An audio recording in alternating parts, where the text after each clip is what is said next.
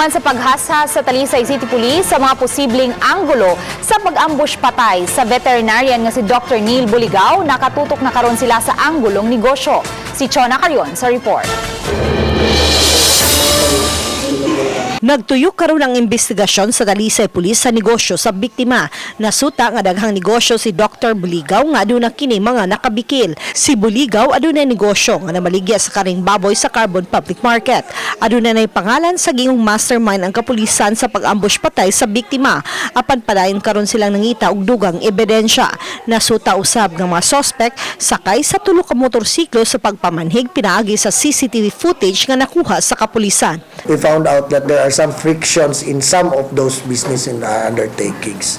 And so we are looking at a person now who could have a hand in this particular incident. It's all about money. It's all about business. Masaligod si Pilare nga masulbad sa labing daling panahon ang kamatayon sa doktor. We are confident that we are on the right track of our investigation.